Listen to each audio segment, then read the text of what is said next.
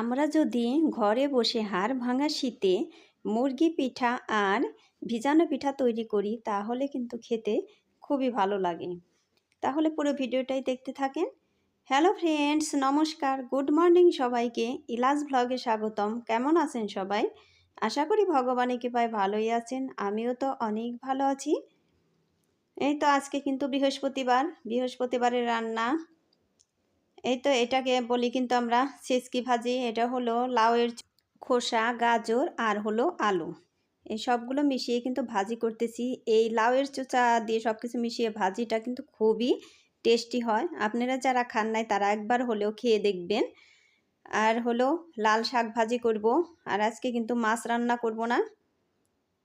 এই তো লাল শাকও আমি ভাজি করে নিচ্ছি। আর বন্ধুরা, একটা লাইক দিয়ে আমার ভিডিওটি কন্টিনিউ করবেন। আপনাদের একটা লাইক আমার ভিডিওটিকে এগিয়ে যেতে সাহায্য করবে। আর ভিডিওটি স্কিপ না করে পুরোটাই দেখবেন। আশা করি ভগবানের কৃপায় অনেক ভালোই লাগবে। আর প্রতিদিনই কিন্তু খুবই শীত যাচ্ছে, এতটাই শীত স্নান করতে ইচ্ছেই করে না। এই তো এখন কিন্তু আবার টক রান্না করে নিচ্ছি। তার আগে সরিষা সোমবার দিয়ে আগে ঝোল দিয়ে দিলাম। এখন আমি টমেটো আর বড়ইও দিয়ে দিলাম। এগুলো দিয়ে কিন্তু টকটা হবে। এভাবে টকটা কিন্তু খুবই ভালো লাগে, যে নতুন নতুন বড়ই, পাকা বড়ই। তারপর ডালও বসিয়ে দিয়েছে এদিকে। ডালও কিন্তু আমার ফুটে গিয়েছে। এই তো তাড়াতাড়ি, একদম তাড়াতাড়ি রান্না বান্না শেষ করে কিন্তু আমি আবার একটু বাজারের দিকে যাচ্ছি, একটু কাজ আছে। খুবই তাড়াতাড়ি রান্না করছি। এই যে এখন এই যে আমার মেয়ে কিন্তু ভিডিওটা করছে। আমি বলছি যে আমাকে একটু তালা লাগাই দিয়ে আসো। এই তো তারপরে আর বাইরে আর ভিডিও করিনি। এই তো আবার এসে গিয়েছি। এই যে বড় মেয়ে তো বসে আছে আমার দিকে, সে যে কখন আসবে কখন আমাকে খাইয়ে দিবে। মানে এতটাই আহ্লাদি আমাদের। আমার এই বাড়িতে আসলে পরে তো আমার হাতে ছাড়া একদমই কোনো কিছুই খাবে না। আর ও যদি এমনি কোনো কিছু খায় তাহলে কিন্তু আমার খেতে হয়। মানে এই যে ফল, কমলাটাই বেশি পছন্দ করে। ওগুলো ছুলে কিন্তু আমার মুখে দিয়ে দেয়, আমি খেতে চাই না, কারণ কমলা খেতে আমার বেশি ভালো লাগে না। তারপরেও জোর করে আমাকে খাওয়াই দেয়। আর এই যে ভাত কিন্তু একবারও হাত দিয়ে খাবে না। আর এই যে আমি কথা বলতে লাগছিলাম শাশুড়ি মার সাথে, যে যে বাজারে যে গিয়েছিলাম, মানে কি হলো এইরকম গল্প করতে লাগছিলাম, যে কি বললাম এই কথা কিন্তু এখন আমার মনে নেই। এই তো ওকে খাইয়ে দিচ্ছে, ও কিন্তু সুন্দরভাবেই খেয়ে নিচ্ছে। তারপরে কিন্তু আমরাও খাওয়া দাওয়া শেষ করে এই যে এখন সন্ধ্যাও লেগে গিয়েছে। এখন সন্ধ্যাটা লাগিয়ে আমি মা লক্ষ্মীর পূজাটাও দিয়ে নিব। আজকে বৃহস্পতিবার। এই তো মা লক্ষ্মীর পূজা দিতে দিতে কয়েকটা কমেন্ট পড়ে নিই। লিপি রায় লিখেছে, শীতকালে জামা কাপড় ধোয়া, পাঙ্গাস মাছ রান্না করলে ভালো video. Thank you so much দিদিভাই। এভাবে আমার পাশে থাকবে, এভাবে আমার সাথে থাকবে। তার সাথে রইল অনেক অনেক ভালোবাসা, সাথে রইল আন্তরিক শুভেচ্ছা। এই আমি কিন্তু 5 পদের ফল কেটে নিয়েছি। এখন এই যে পূজায় বসে গিয়েছি। সুনিতা দিদিভাই লিখেছে, আমার ছেলের খুব ভালো লাগে পাঙ্গাস মাছ। থ্যাংক ইউ সো মাচ দিদিভাই। এভাবেই আমার পাশে থাকবে, এভাবে আমার সাথে থাকবে। তার সাথে রইল অনেক অনেক ভালোবাসা, সাথে রইল আন্তরিক শুভেচ্ছা। এদিকে কিন্তু আমি দরজা চাপিয়ে দিয়েছি যাতে বাতাসটা এসে না ঢোকে। একদমই ঠান্ডা, ঠান্ডায় তো এখানে বসাই যাচ্ছে না। এই যে তারপর আমি পূজাটা দিয়ে নিচ্ছি।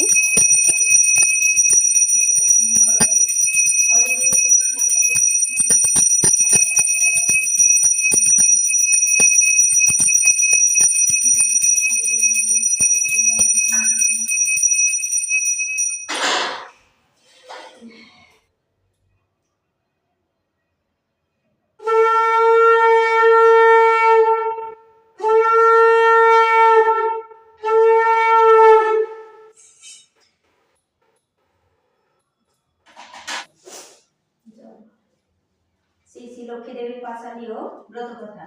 নারায়ণ নমস্কৃত্যং নরসিংহং নরোত্তমং বন্দে বিষ্ণুপ্রিয়াং দেবীং দারিদ্র দুঃখনাশিনী ক্ষীরোৎপত্রিং কেশবকান্তা বিষ্ণুবক্ষে বিলাসিনী দুর্পূর্ণিমা নির্মলাকাশ মতে গ্রন্থ বহিতেছে মলয় বাতাস লক্ষ্মী শয়কাসনে বসি নারায়ণ বৈকুণ্ঠ ধামে দেবসী করালপন হিমকালে বিনা হাতে দেবর্ষি নারদ প্রণাম করিল লক্ষ্মী নারায়ণ। পাঁচালী কিন্তু আমি পুরাখানি পড়ে নিয়েছি, কারণ সবটুক শেয়ার করা তো আর সম্ভব না। এই তো আমার পাঁচালী পড়া হয়ে গিয়েছে।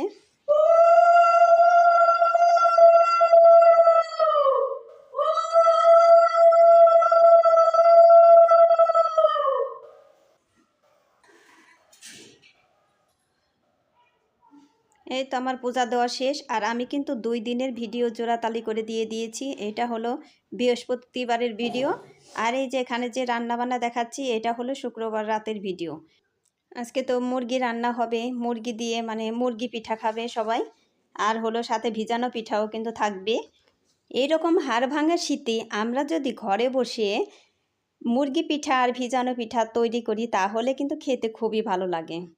এই তো আমার আলু আর পেঁপে ভাজা হয়ে গিয়েছে, এখন এই যে তেল দিয়ে দিলাম, তারপরে জিরে সোমবার গরম মশলা দিয়ে কিন্তু আমি কুচি করা পেঁয়াজগুলো দিয়ে দিব।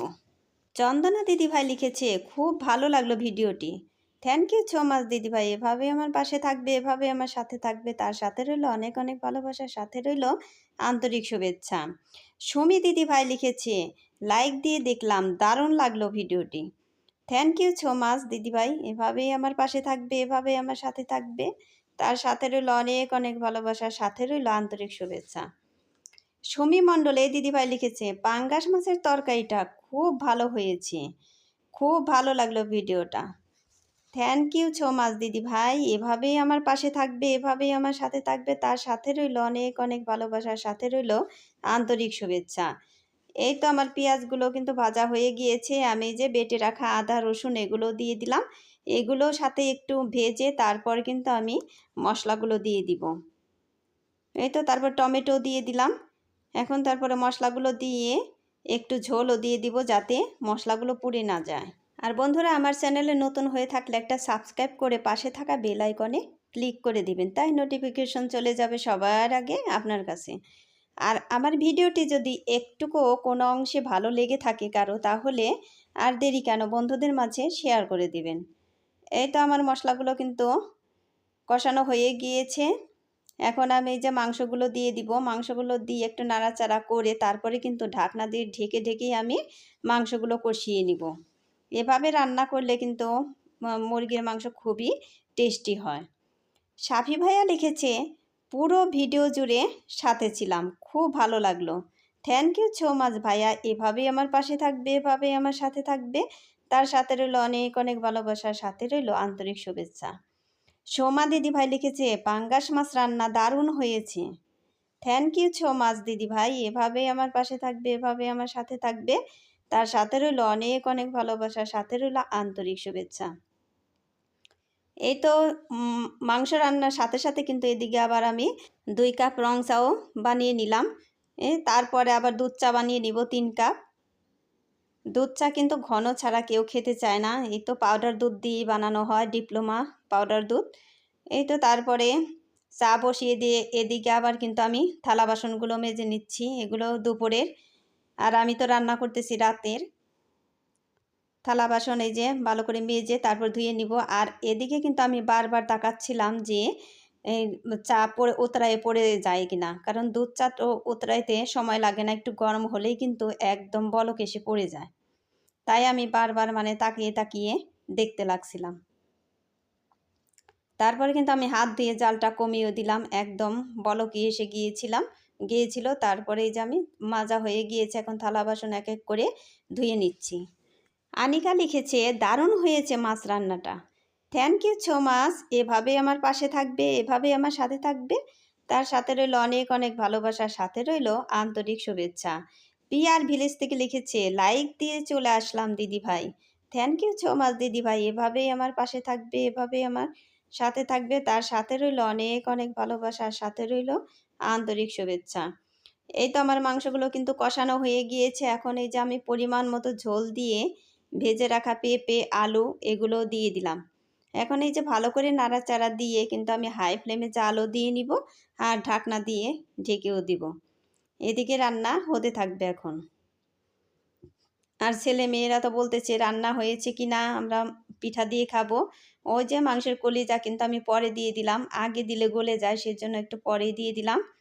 আর এই যে আমার দুধ চা কিন্তু হয়ে গিয়েছে, চার কালারটাও দেখতে অনেক সুন্দর হয়েছে, আর খেতেও নাকি খুবই টেস্টি হয়েছিল। আমি তো খাই নাই, খেয়েছে হলো আমার মেয়ে, বড়দি আর হলো বড়দির মেয়ে, 3 জনে খেয়ে নিয়েছে। এই তো এই ছাঁকনিতে কিন্তু একদম ভরে গিয়েছিল, ওই সরের জন্য পড়তে চেয়েছিল না। আর এই যে এদিকে আমার মাংস রান্না হয়ে গিয়েছে, আমি এই যে জিরে গুঁড়ো দিয়ে দিলাম। এখন নাড়াচাড়া দিয়ে তারপরে আবার এর উপর দিয়ে কিন্তু ধনিয়া পাতা ছড়িয়ে দিব। এই ধনিয়া পাতা দিয়ে আমার খেতে কিন্তু খুবই ভালো লাগে। কার কার এভাবে খেতে ভালো লাগে তারা আমাকে কমেন্ট করে জানাবেন। আর আমার রান্নাগুলো আর আমার ভিডিওটা আপনাদের কেমন লাগে তাও আমাকে কমেন্ট করে জানাবেন। এই তো ধনিয়া পাতা দেওয়ার সাথে সাথে কিন্তু সেন্টটা খুবই ভালো আসছিল। আর এই দেখেন পিঠা কত সুন্দর হয়েছে। শাশুড়ি মা তো মানিকগঞ্জ থেকে নিয়ে আসছে, 25টা পিঠা নিয়ে আসছে। এই যে একদমই নরম, ওই দেখেন। আসার পর কিন্তু আমি যে পলিথিনের মুখ খুলে দিয়েছি। এই তো তারপরে এই যে ভিজানো পিঠার জন্য কিন্তু এই যে শিরা বানিয়ে নিচ্ছি। তার মধ্যে এই যে পাউডার দুধ দিয়ে কিন্তু ভিজানো পিঠা ভিজানো হবে, কারণ শাশুড়ি মা তো গরুর দুধ খায় না, সেই জন্যই পাউডার দুধ দিয়ে কিন্তু সব কিছু করা হয়। একদম ঘন করে জাল দিয়ে নিব। এই যে পাউডার দুধ দিয়ে দিলাম, এখন শুধু কিন্তু নাড়াচাড়াই দিতে হবে, কারণ পাউডার দুধ একদমই তলে লেগে যায় তাড়াতাড়ি। সেই জন্য কিন্তু নাড়াচাড়া করে ভালো করে মিশিয়ে রাখতে হবে, আর অনবরত নিচে নাড়তেই হবে।